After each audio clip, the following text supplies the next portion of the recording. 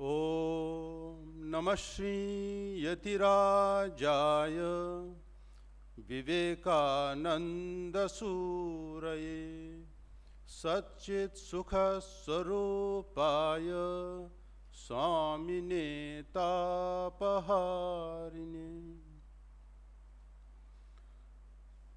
Revered Swami Gyanadanandaji Maharaj, Adhyaksha Ramakrishna Math, Hyderabad.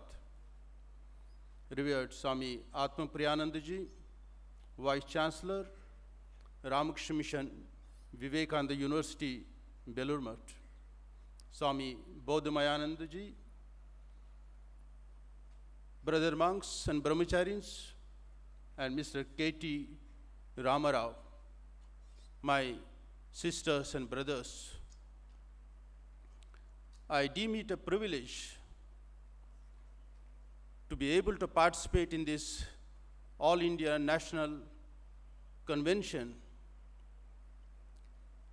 which is being observed as a part of 150th birth anniversary of Swami Vivekananda. Since last 4 years, we are celebrating this 150th birth anniversary. I don't think in any other personality's life this 4-year program was ever done or not. Now you can understand the greatness of Swami Vivekananda, that his birthday, this 150th birth anniversary, is being celebrated since last 4 years through various programs throughout India as well as abroad. On this occasion, we should also express our deep gratitude to him, because it was Swami Vivekananda who was the first cultural ambassador of India to the West. And it was he who opened our eyes to the glories of Indian culture and spirituality. And it was he who infused self-confidence and pride in us. As I have been asked to share some thoughts about India's cultural and spiritual heritage, let me share some thoughts with you about it. India has been known as a land of wealth and philosophical wisdom, and it is because of this many countries were attracted to it. We read about many old cultures from history books like Babylonian, Greek, Roman, and Egyptian civilizations. Where they have gone, they have all disappeared. It is only Indian civilization which is surviving since last 5,000 years. And it has been noted that any civilization that is based on materialism is not going to last long. But civilizations that are based on spirit, they alone have lasted. That's why Swami Vivekananda says, true civilization is in the movement of spirit. Elsewhere he says, true civilization is in the manifestation of divinity within us. Generally we think if we are able to fly in the air and are able to go deep into the waters of the ocean, we consider ourselves civilized. But that is not the thing. So what is culture? Culture means the total accumulation of material objects, ideas, symbols, beliefs, sentiments, values, and social forms which are passed from one generation to another in any given society. The subject of culture is generally divided into material and mental. The culture of India is one of the oldest and unique. India, as you know, is a very diverse country, and different regions have their own distinct cultures. Language, religion, food, and the arts are just some of the various aspects of Indian culture.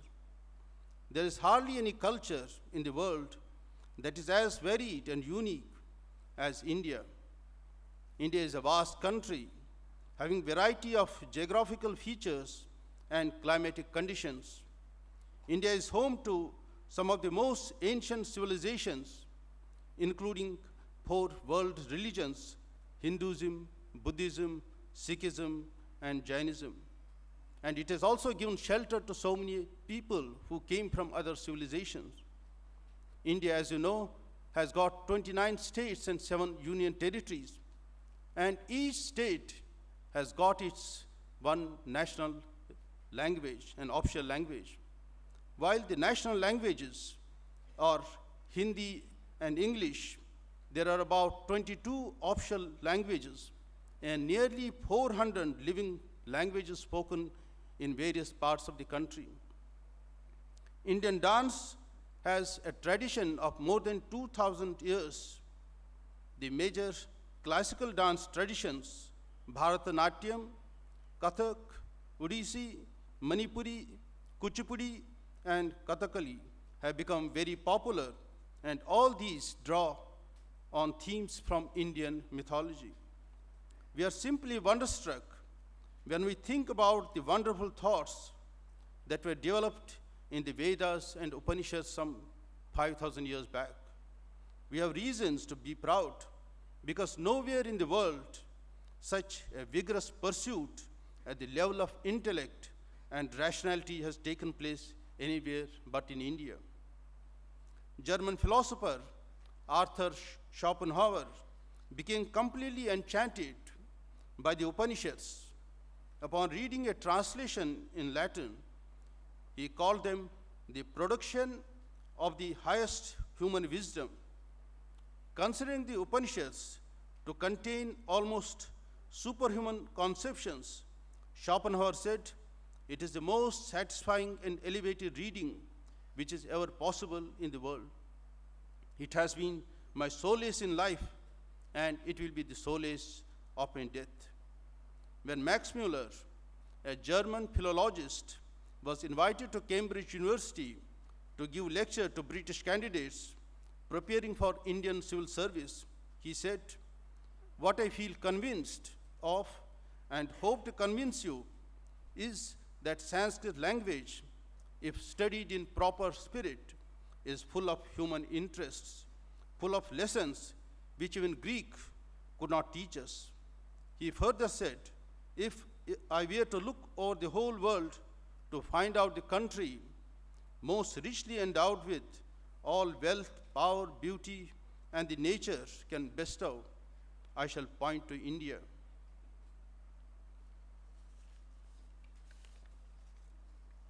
A proper understanding of her past glory will empower our modern youth to play her due role in shaping of a future world. Mark Twain, an American writer, says, "India is the cradle of human race, the birthplace of human speech, the mother of history, the grandmother of tradition. Our most valuable and most constructive materials in the history of man are treasured up in India only." Albert Einstein said, "We owe a lot to the Indians who taught us how to count, without which no worthwhile scientific discovery could have taken place." When we trace our past cultural heritage, we find the first university was established in Texla in 700 BC. More than 10,000 students from all over the world studied more than 60 subjects. Just imagine in 700 BC. The University of Nalanda, built in the 4th century BC, was one of the greatest achievements of ancient India in the field of education. Like that, we find Ayurveda, Sushruta were also developed here in India. Swami Vivekananda is calling on the Indians to ask, with their rich inheritance, whence their wretched degradation? Whatever predictions Swami Vivekananda has made have come true. He made another prediction which is waiting to see come true, that India would someday rise to great heights of prosperity and power. So always remember, our Indian heritage. That is very important. And in one place, Swami Vivekananda says, how do you dare criticize our Indian rishis? We are so much obliged to them that they have opened our eyes to our great Indian heritage. All the sages and saints who have visited this India, their message is, of course, it is a message of all incarnations which have visited this planet. It is Atmarte Prithvim Tejet. Atmarte, for the sake of self-realization, for the sake of God's realization, people have renounced everything. What about Lord Buddha? He was a prince, he didn't lack anything. This world offered everything which it had. Yet this world did not hold any charm for him. He went in search of God's realization. So much urge he had.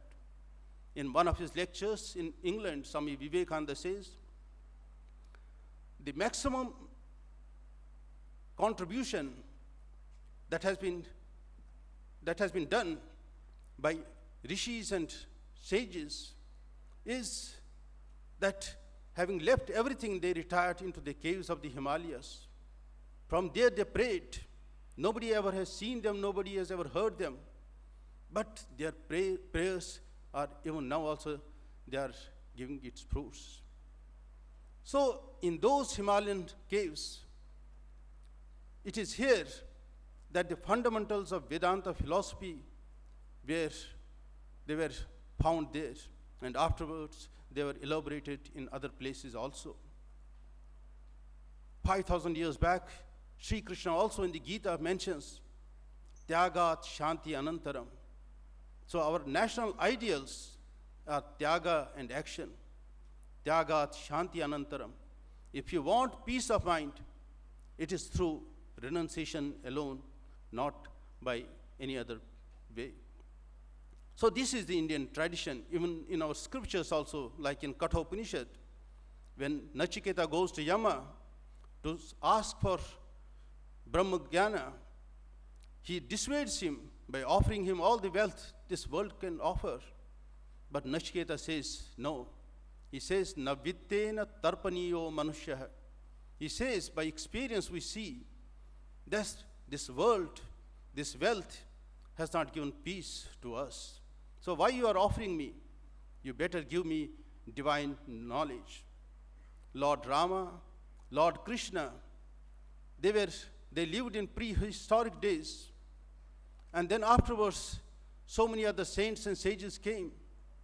Even now also, even after thousands of years, we worship them. Jesus Christ, Shankaracharya, Chaitanya Mahaprabhu have influenced our lives. Martin Luther King, he was a great American speaker, and he fought for the rights of these black people, for their rights. In one of his lectures, he says, millions of armies have marched on the face of this earth. Millions of navies have gone deep into the waters of this ocean. So many kings have ruled this beautiful earth, and so many parliaments have passed so many resolutions and rules and regulations. But the cumulative effect has not been so much as has been exerted by these divine personages. So for thousands of years, they will continue to inspire us. What about Michael Jackson, who became an icon to millions of youths around the earth? What happened in his life that he couldn't show his face to others, and he was forced to commit suicide? That's why it is said, what shall it benefit a person? What shall it profit a person if he wins the whole world but loses his soul? So this is happening to most of the people who are working in cinema industry or in corporate world, and they are suffering. I remember it had appeared in somewhere in newspaper. In 1923, 8 great people, wealthiest people of the world, they met in New York in 1923. And immediately after 25 years, when we get to know about them, we find one person died of bankruptcy. Two persons were put behind the bars. They died in jail itself. And three persons committed suicides, and another person became mad. So what shall it profit a person if he wins the whole world but loses his own soul? Some years back, I went to Jamshedpur. That was long back, maybe about 10, 12 years back. That time, Reliance Mobile was launched. And big, big banners were put up everywhere. And the theme was, Kar lo duniya muthi mein. So this is the basic instinct of all men and women and animals. They want to subjugate the whole world. They say we are the master of our own selves, but yet we don't have control about ourselves. So they alone live who live for others. The rest are more dead than alive. This important line was written by Swami Vivekananda in a letter to the Maharaja of Mysore. Millions of people have been born, millions of people have died, but nobody cares them, nobody remembers them. It is just like when dry leaves fall from a tree, we put them together and burn them to ashes. We forget about them. But we worship, we treasure those persons who are in rags, who sacrifice their lives for the sake of others. They have become our ideal. So they will continue to inspire us for many, many years. Have you ever heard that a temple has been erected in the name of a billionaire like Tata, Birla, Ambani, or Bill Gates? You will never hear. You will never hear that a temple has been erected and they are being worshipped there. Have you ever heard that a temple has been erected in the name of great scientists like Einstein and is being worshipped there? You will never hear. Because those people, they cannot inspire us. It is only these saints and sages who have given us rich heritage. They alone are being worshipped. So now we have to check ourselves. A ship cannot move without water. Water is very important. But if this water enters into the ship, its life becomes very delicate, and there is potentiality of its being sunk. So all this wealth, especially our young men and women, they are running after wealth. And see, this wealth is okay. Without this, we cannot survive. But see that this water, it doesn't come into us, and we will also sink. This should not happen. And when you go to various metropolitan cities like Bombay, Chennai, Madras, Delhi, Hyderabad, you find everywhere thousands of flats are coming up. And outside they write Ananda Kutir, Shanti Dham, Gokul, Brindavan, Kailash, Mansarovar, Rameshwaram and Madurai. So many things we write. But just you peep into any flat, only peacelessness will be there. So outsiders, they don't give us that peacelessness. It's our own minds which give us trouble. So if we are deeply rooted in Indian heritage, morning and evening we think about good thoughts, we'll become a blessing to ourselves and to the whole world. Swami Vivekananda, one day, when he, after giving his lecture in America, he was coming out, and Sister Nivedita was standing nearby. He told her, you see, since last 3.5 years I'm here in America, people here, they have given me all luxuries. I have got so much name and fame. But even after this, I will tell you that there is nothing in this world except God. So this whole world doesn't allure such people. This has been our tradition. Earlier also we read in Ramayana, Veer Hanuman, when he went to Ceylon, he was fascinated by Swarna Nagari, golden city. But when he came away from there, he put fire to the whole city. He was not allured by that. Similarly, Swami Vivekananda also, when he was in Chicago after delivering lectures, during night he couldn't sleep. He couldn't sleep on the bed.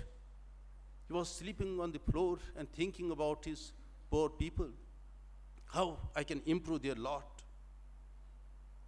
So this is Swami Vivekananda's message to us. As Swami Gyanandananji Maharaj told you, Swami Vivekananda had great hopes on you. So everywhere, Bodhasaranandaji also told us, wherever Swami Vivekananda went, in Chennai, in Lahore, in Calcutta, everywhere he had great hopes on our young men. So he has great hopes on you. As he went and disseminated the message of India to nook and corner of the world, so it is our bounden duty that we should also follow his footsteps. In one of his letters from America, he writes, India will listen to me. India will listen to me. Truly, when he came back to his motherland, everywhere people gave him rousing welcome. Right from Ceylon up to Lahore, everywhere he was given so much. So if you are true followers of Swami Vivekananda, we should see how we can imbibe his message, his fire and flame, and work for him. Then only we will become a blessing to ourselves and to the whole world. Thank you. Namaskar. So I will begin with the traditional Shanti mantra, as it is called. You're not 1 hour, 30 minutes. I know. So the Shanti mantra is called a peace chant. All the scriptures belonging to the Vedic tradition begin and end with a Shanti mantra. This is very significant because Shanti or peace is something which is most vital to humanity. Nowadays everybody knows Om Shanti thanks to several other reasons apart from religion. Shanti means peace, and all of us look for joy or happiness. And the Bhagavad Gita beautifully says, Ashantasya kutas sukham. You can't have joy without peace. So peace is so vital, so very important. Therefore, all the Upanishads, for example, begin and end with the Shanti mantra. The mantra with which I am going to begin comes from the Kena Upanishad, in which the emphasis is given on strength of body, strength of mind, strength of senses, and being devoted to the supreme reality rather than being devoted to sense pleasures. This is important for the youth of India because, as Swami Vivekananda said, the youth of India are particularly weak in body and weak in mind and senses. So this mantra talks about how the body should be nourished, how the mind should be enriched, how the senses should be fully awakened, so that with an awakened body and the mind and senses, you will be able to intuit the supreme reality, which is called Brahman.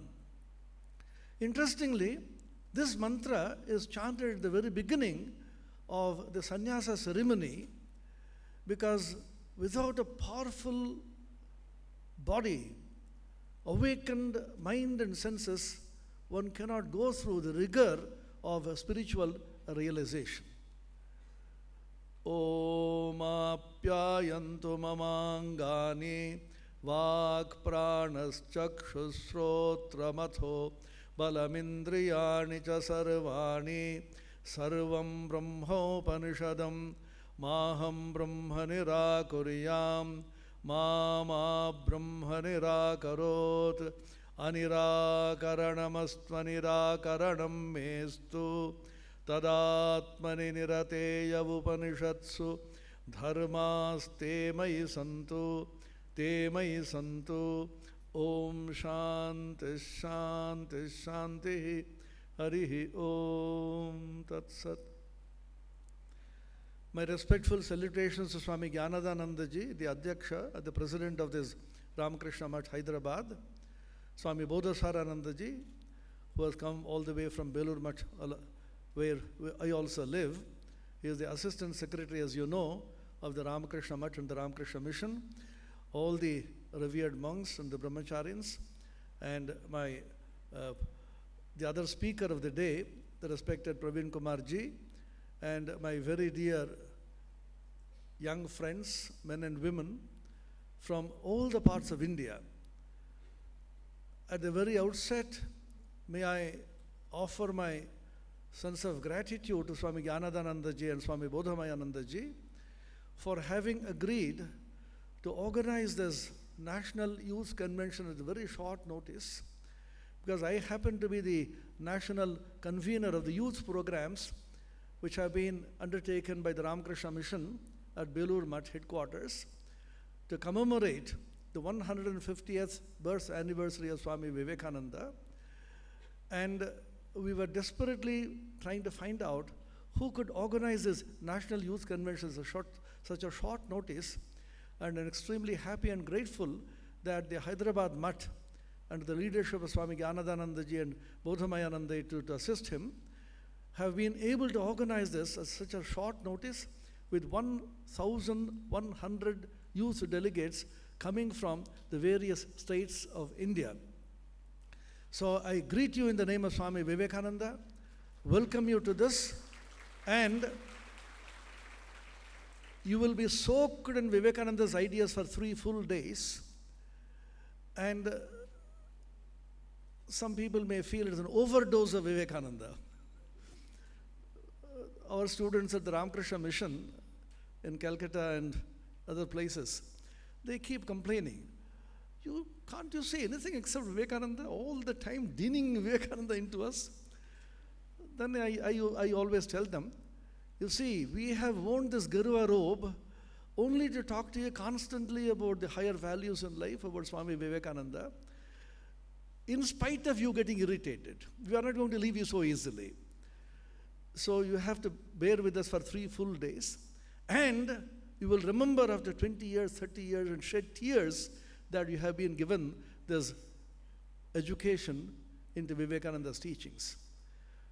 Many of you will go abroad, many of you will be occupying great positions in India and elsewhere, and it is not your science and technology which is going to protect you, it is the values that you imbibe, and it is the knowledge of the Indian cultural and spiritual heritage that you hear from us which is going to protect you.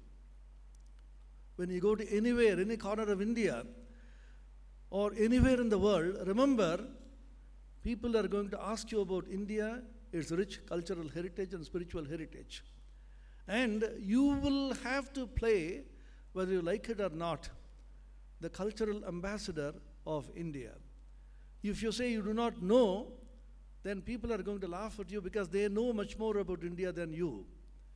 Indians going out playing ignorance, saying that I do not know much of Sanskrit, I do not know the Bhagavad Gita and the Upanishads, will be taught by the foreigners. The sad day should not come when we may have to learn our scriptures and Sanskrit from Germans and Russians. Swami Vivekananda said, train young people by the thousands like fiery missionaries and send them like rolling waves across the whole world. And he also said, give me 20 men and women sincere to the backbone, pure in heart, and I will shake the world. Unfortunately, he could not get 20. 20 of the type which he wanted. And he also said once, suddenly looked at everybody who was around them and said, who is there here who will stand in the street yonder and say that they possess nothing but God? Who will come? Everybody was simply stunned into silence. Then Swamiji said, why should anybody be afraid? If this is true, the great spiritual truths, what else matters? If this is not true, what do our lives matter? I will begin with this great sentence. Think about this sentence. If you feel spirituality, religion, inwardness, purity, holiness, truthfulness, unselfishness, these values, if you feel are not worth it, or not true, what else matters in life? Going to the office every day for 40 years, repeating the same rigmarole of life day after day, watching the television and moving around, retiring, and finally to die unwept, unhonored, unremembered, and unmourned. Is it all about life? Swami Vivekananda said, since you have been born a human being, make a mark.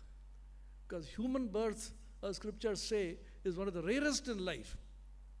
And you have the youth with you, which we have lost. We go back our youthful days and say, how much more we could have accomplished if we had known these great truths much earlier. Our passion in telling you all this is because you can do much more with these great truths than older people. Older people have the wisdom, they have the sincerity, they have the passion. Unfortunately, their bodies and minds do not really cooperate. You have all the strengths in the body and the mind, but you are not exposed to high thoughts. Swami Vivekananda therefore said, if this is true, what else matters? If this is not true, what do our lives matter? Our lives have no meaning if only the sense world is the only true world. Sri Ramakrishna, the famous guru of Swami Vivekananda, famously said, if you put zeros and zeros and zeros, they will add up only to zero. I finally say, suppose you go to somebody, a rich person who says, I will give you a big donation, please come and meet me. I go to his office and takes his checkbook and writes, I look how much amount he is writing there. He puts a zero, and a zero, and a zero, and another zero. I get irritated. What, you are kidding? Are you playing with me? Then with a smile, he puts a 1 before that. Then he says, sir, please add some more zeros. What has happened there? 0 and 0 and 0 and 0 add up to 0. But with 1 before it, the value of each 0 enhances the value of the entire figure. Sri Ramakrishna said that 1 is a spirituality, is God. And all the zeros are the worldly values. The worldly values are not unreal. Remember that. Our scripture does not say you give up the world and throw away the pleasures and walk away as a monk into the forest. We are not going to do that. We don't want any of you to go away into the forest. We want you to be successful here in this life and be also successful in the life hereafter, what you call the spiritual life. Abhyudaya and Nishrayasa are the two great values which our scripture teaches. Dharma, Artha, Kama, you need money for enjoyment, but that has to be within the framework of dharma. Through dharma, you can attain everything. Vyasadeva, the old grand sayer of Indian lore, once said, I shout at the top of my voice, raising both my arms, but nobody is listening to me. Even in those days, nobody listened to anybody. What about now? Urdhvavahur viromyesha nachakitcha srunoti mam. What am I saying? Dharmat arthascha kamascha sakimartham na sevyate. Through dharma, you can attain artha, wealth, also you can enjoy life. So, within the framework of dharma, you have artha and kama, and ultimately it will lead you to moksha. So, the wonderful way of life which our scriptures have given to us is that you go through life, enjoy life, but within the framework of dharma. So what is dharma? Dharma is described as a very important principle which holds the society together. Holding the society, the modern word which is used for holding something is a sustenance. Sustainability is the most modern buzzword now. you talk about sustainable development, you talk about sustainable agriculture. That which sustains the entire society is the principle of dharma. What does it say? It's the principle of sacrifice.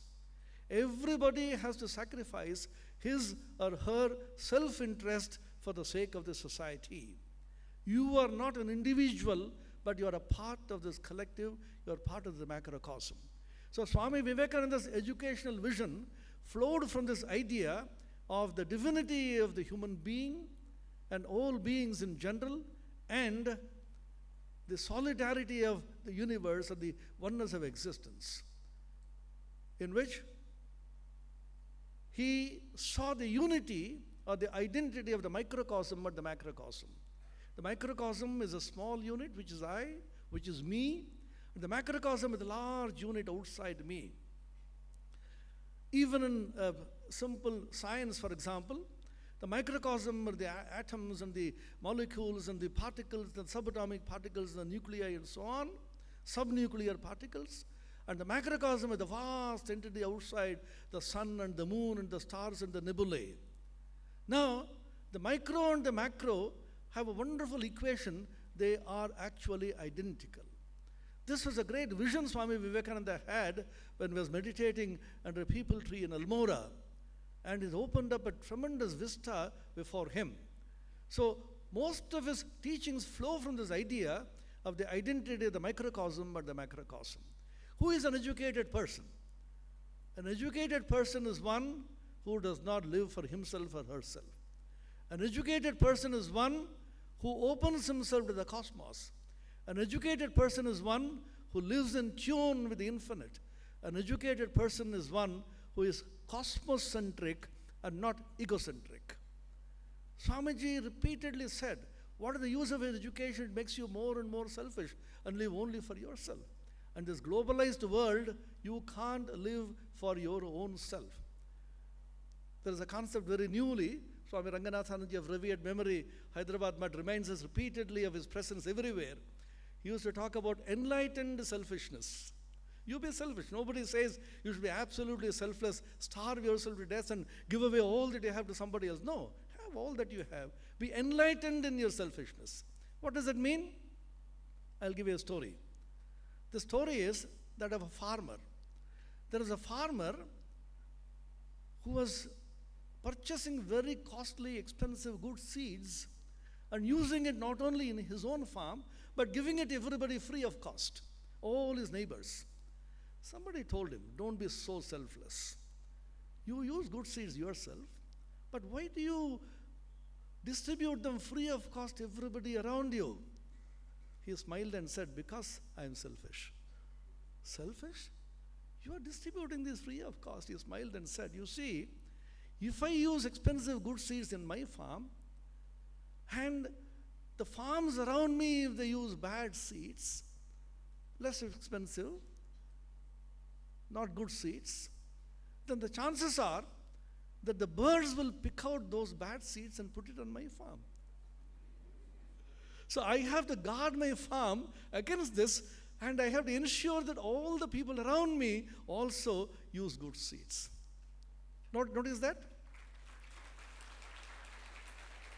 Which is what is happening now on ground.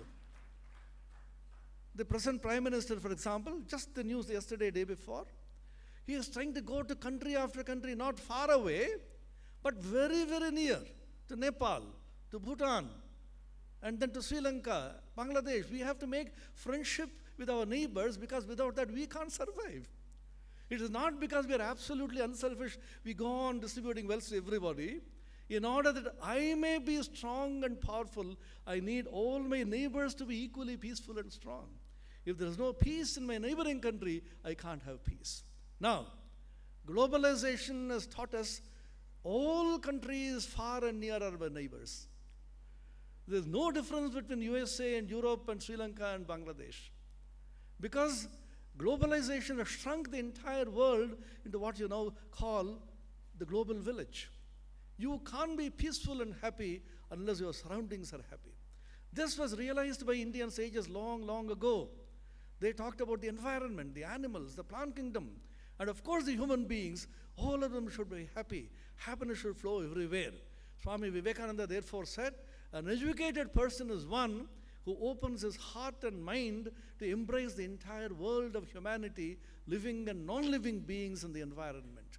There's a famous Shanti mantra once again, which says, bliss should flow. Bliss is madhu. Madhu means honey, or bliss, or joy. The winds should give us joy. The water should flow with joy. And the trees and the plants should be full of joy. Even the dust of the earth should be full of joy. Dust is not a bad thing. We say, hey, clean this dust everywhere. Dust should not be always cleaned. Don't keep your houses unclean. But the difficulty is, when you clean the dust, where do you have to throw it somewhere? When you throw it somewhere, that is going to be dirty anyway. But that dust is very sacred. That's why in India, we talk about Padarenu, the dust of the feet of God. You don't want the feet of God, you want the dust at the feet of God. Why? Physics people will know that dust is the nucleus over which supersaturated water forms a small water drop without which there can't be rain. If rain is to be possible, you will require plenty of dust. That's when India, reasonably, we are very dirty, so we get reasonably good rains also. So that's just by way of joke. So even the dust should bring us joy. Madhuvata ritayate madhuksharanti sindhava madhvi irna santoshadhi madhunakta mutoshasi madhumatparthivagum rajaha madhudjaurastuna pita madhumanno panaspatir madhumagum astu surjah madhvirgavo bhavantunah om madhu om madhu om madhu. The ancient sages saw everything is full of bliss. Do you know that the word dukkha doesn't occur anywhere in the Upanishads? Because everything is joy. Anandam, anandam, anandam kevalam. Ko hyevanyat kaf pranyat idesha akasha anando nasyat. Who will be here to live and breathe if the entire sky, the heavens were not covered by ananda? The idea of dukkha was introduced in India for the first time by Gautam Buddha, who said, Sarva dukkham dukkham sarvam dukkham. Our ancient sages said, Anandam, Anandam, Kevalam, Anandam, Sarvameva. Everywhere there's Ananda. So an educated person who is not full of joy cannot give joy to others. What kind of education he has got? There are some people who can't really smile. They're always extremely serious. They will walk like that when you say, how are you? I'm well. So why don't you smile? So the greatest joy you can give to others through a smile. Swami Vivekananda was challenged when he was in the West, because Swami Vivekananda is full of joy. The Christian missionary is very, very fond of some kind of sorrow. A religious person has to be very serious and sorrowful. I am religious, therefore I will not smile, I will not talk to others, I will always walk as if spirituality is going to fall down from me. If I walk fast, spirituality may fall down, so I should walk very carefully. Swamiji was asked by some people, don't you ever feel sad? You are so joyful all the time. He said, I do feel sad sometimes. When? When I have a stomachache. Then he said, we are the children of immortal bliss. Why should we be sorrowful all the time? So Swamiji's idea of education, which makes a total personality. Who is a total personality? There's a very simple formula. H plus H plus H is a total personality. H is the heart, second H is the head, third H is the hand. In Sanskrit, we call it Jnana, Bhakti and Karma. You should have the heart to feel, the head to conceive, the brains to conceive, and hands to work. So a complete person who has a tremendous feeling heart, very sharp intellect to be able to find out what is the right solution to the problems, and to be able to work it out in practical life. Swamiji also said, our educated people are absolutely useless when it comes to practical life. An electrical engineer who holds a DSc in electrical engineering will call a class 8 passed ITI mechanic to be able to fix something in his electrical network at home. Because he is so highly learned, he does not know how to fix an ordinary thing at home. This is one thing Swamiji said we have to learn from the West. The Westerners were intensely practical. And Asians, particularly Indians, are kind of dreamers. We always live in philosophical dreams without being able to actualize them on the ground. Swamiji said, an educated person is one who not only can dream dreams, not only can envision great ideas, not only can feel the power of these ideas deep within, not only feel committed to these ideas, but also be able to actualize them, realize them at the ground level. That was Swamiji's own greatness. Such a great vision he had, the Ramakrishna movement, the teachings of his own Guru Ramakrishna Paramahamsa. But he translated them into reality and started this great Ramakrishna movement, which has been sustaining itself for more than a century and going stronger every day. What is the power? The power of ideas, and the ideas translated into practicality. Swamiji said with great sorrow, we Indians are hopelessly impractical. We can't translate an idea and put it into practice. And the great ideas which the scriptures have, the Upanishads and the Gita teach, those ideas have remained only in the books. They have not been practicalized in everyday life. Indians are very religious, as you know, and they always are fond of worship. Swamiji funnily said, if anybody comes and worships me and shows camphor, arati before me, I'll become a ghost and break his neck. So whenever we do arati at Belur Math Swamiji's birthday, we are very careful without necks. You do not know when Swamiji is going to pounce on you and break your neck. What he meant was, we are only fond of rituals. Everything is only ritualistic. Everything is only breaking coconuts and going around temples. Going around temples is good. It's good for the legs. You will not get deep vein thrombosis. That is the idea. So we are only ritualistically minded, but not practical. So Swamiji said, the great ideas in our books should be made practical in everyday life.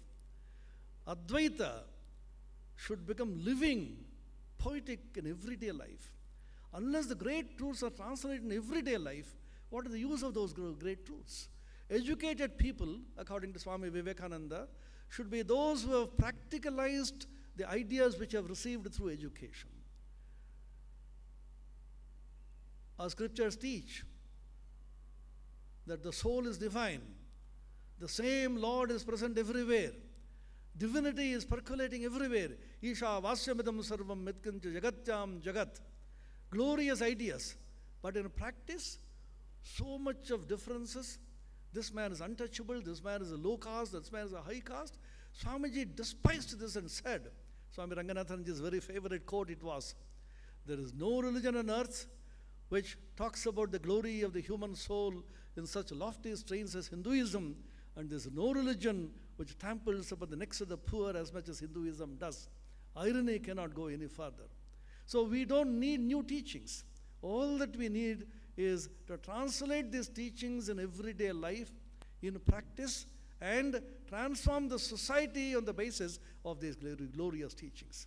Swami Vivekananda also said, this was quoted by Swami Bodhasaranandaji in the morning, that civilization is greatest when the highest truths become the most practical. We have the highest truths in our country, but they were not made practical. Swami Vivekananda therefore said, through education, you imbibe high ideas, fill your brain with these ideas. You don't have to have too many ideas. If you have imbibed half a dozen ideas and made them, assimilated them, made them a life and character, you are more learned than a person who has got by heart the whole dictionary. If information is equivalent to education, then encyclopedias will be rishis. Now Swamiji would have said, the CDs and DVDs and the Google will be the greatest rishi. Do you know Rishi Google? The greatest Rishi, at the click of a mouse you get everything. Anything, any keyword you type and then put enter. 1,20,000 entries, 0.001 second. Look at the miracle. We talk about the GBs. Nowadays everybody has most of you will have a pen drive in your pocket. 8 GB, 10 GB. What is the GB of the human brain? Can you tell me? Infinite GB. Infinite GB, it can simply absorb anything. You can retrieve information at any time. You can store information. What is going wrong? We unfortunately save too much information and too much of ideas than necessary. Wrong ideas we keep on storing in the brain and create what are known as bad sectors. In the hard disk you have bad sectors. You create so many bad sectors. Now and then you have to, what do? Defragmentation. So you clean the whole thing. Sometimes if the things become too bad, then the computer engineer will tell you, you have to reformat the whole disk. All the information would be lost. Are you ready? Reformatting the whole thing is taking a new birth, and you cleanly wipe off all that you have remembered earlier. So you need not go for that too much. Even when you are here, all that you need to do in education, you save only what is necessary, what is holy, what is elevating, what is important, what is true. Don't waste your space, the memory space, in storing too many things. That fellow, 1 year ago, he scolded me. This fellow insulted me. You remember all that useless stuff in your brain. Our boys and girls come and tell me, hey, I can't remember many things which I have studied. You ask them, how many centuries Sachin Tendulkar scored in which match? They know it immediately. If you ask them about some film song, etc., they know it by heart. But you are useless in remembering these things which need not be remembered, but you don't have space for something holy and good. You will remember only those things in which you have interest. This is a very important thing to remember. Swami ji spoke about concentration as the very basis of education. Why is it that we are not able to concentrate? You tell me? Because we are not interested. I'll give you an example. India-Pakistan World Cup final. Last ball, last over, 6 balls to go, 10 runs to score. And you're glued to the television. If somebody says, concentrate on this television screen, what does it mean? You will not do anything else. People are calling you for food, there's a telephone call, nothing matters. You're simply glued to that. Why? Because you are terribly interested. Where you have the interest, the entire energy will be drawn. So, Bible, the Holy Bible says, the Christ says there, where your treasure is, there your heart will be also. So find out which is your treasure. Your treasure, is it in higher things or lower things? If you're interested in something very low, vulgar, useless, then immediately you pick it up. You eat all kinds of things. Junk food and fast food and all that people now, youngsters are very fond of. They always tell the young people, God has not created the stomach to be a dustbin so that you put all kinds of things there. And nature, God or whoever you call it, the kind Mother Nature cleanses your stomach every day, becomes a scavenger. Remember that. The divinity sacrifices the divinity, as it were, becomes your scavenger, cleans your bowels every day so that you can fill it up with junk food the next day. It doesn't ask you, why did you do it, my child? I can't clean it. Oh, I like it. You go on eating. Remember, your body is the greatest, most valuable instrument God has given you. Don't waste it. Keep it pure. Your senses should be kept pure. Your body should be kept pure because it's the temple of God. Your mind should be kept holy because God is residing there. Every touch of your limbs, they feel the divinity there. And if you lead a holy and pure life, concentration is just automatic. Many people fight shy of talking about purity, but I always talk about it, particularly in such fora, very openly, because we have been authorized to do it by this Garua. Live a pure life. This is my submission and plea and request to all of you. When you are a student, when you are young, you live a life of absolute, impeccable, uncompromising purity. They call it brahmacharya in Sanskrit. It doesn't mean anything extraordinary. Your senses should be under your control, that's all. Who is a human being? A human being is a person, an educated person is a person who has his senses and body under control. If your senses are going to lead you, you are going to slave to your senses and then claim I am a free person, Ramakrishna Mission students always complain to us. We are being jailed here. Every day there's a routine. Also 3 days you will see. Get up, sleep at this time, get up at this time, do yoga at this time, eat at this time. Or the announcer was saying, every minute is precious, you can't be late. So are we like machines? That is not the idea. The idea is you have to be under your own control. A human being who is a slave to his senses is worse than an animal. An animal is like that. If there's a piece of meat lying there and a dog will not discriminate and use his viveka. Now, for whom is it? Should I now take it? It will simply pounce on it because its instinct is telling it to eat it. But human beings will apply their viveka, discrimination. That was why Swamiji were called Viveka Ananda, a person who finds joy in viveka. Discriminate. Don't be slaves to your senses. Your senses are constantly pulling you out. Man says, no, I will conquer my senses. The eyes say, come on, watch this television. The mind says, tomorrow I have an exam. Don't worry, come on. I am dictating to you. The ears say, listen to this music. Now, unfortunately, boys and girls can't remain for a moment without listening to something or the other. You know the kind of wires that they put like a serpent on Shiva's neck. Then all the time, I always feel the poor ears, they should have some rest. Don't bombard them with sound all the time. Then you have to listen to something or the other. You can't be peaceful. Then the taste, of course, the tongue is a terrible demon. The tongue says, come on, give me more and more. I have very high diabetes, but I say, no, the Rasagolla, no, I'll increase my insulin dose. So why can't I control my tongue? And my touch and my nose. How many billions of dollars are spent for scent? You don't know. So the Shabda, Sparsha, Rupa, Rasa, Gandha, the 5 senses are constantly pulling you outside, making you your slaves.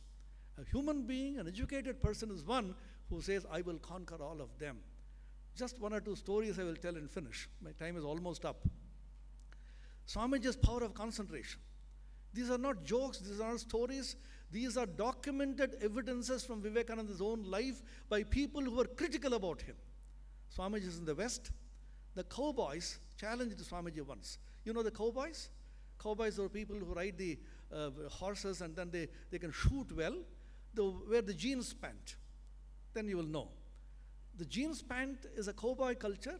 The first world throws all the junk to the third world and we pick it up with great joy and think we are cultured.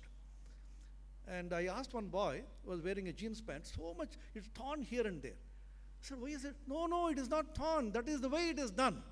The more it is torn, the more expensive it is. I don't know whether it's true. So Swamiji was challenged by the cowboys. They said, you are talking about Vedanta, you are talking about high spiritual truths.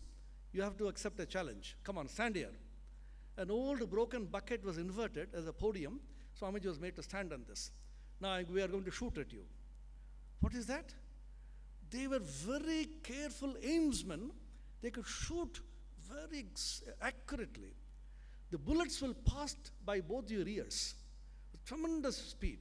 If you just shake your head out of fear, then your ears will go. Are you prepared? Swamiji said, yes. See how thrilling it is. Swamiji stood there and the bullets were passing by. He stood there and gave 1 full hour lecture on Vedanta. At the end, they took Swamiji on their shoulders. He said, he is our great guru. On another occasion, cowboys were playing with egg shells. You know, egg shells are very light things which float on water. The egg shells will be floating on a river and you have to shoot at them. Every time they failed. Swamiji was looking at them and laughing very derisively, sarcastically. They got very angry. What? Do you mean to say it is easy? Can you try? Swamiji said, I can. He took the gun. Every time he shot, accurately. Said, for how many years, sir, have you been practicing this? Swamiji smiled and said, that the first time in touching a gun. Then they said, how could you do it? Swamiji's answer was so fantastic. He said, very simple. I told my mind, oh my mind, shoot, and it did. Finished. Your mind, your body, your senses should be absolutely under your control, like a trained dog. You tell the dog, do this, it has to do it. Like a computer, for example. You program a computer in a particular way, whether you like it or not, the computer will exactly follow the program. There may be some mistake in the program. The computer is not going to tell you, sir, there's a mistake in the program, shall I correct it? Sometimes it could, if the program is also made that way. So your body, mind, your senses should be so programmed that it shall obey what you ask it to do. You are the king, you are a Chakravarti.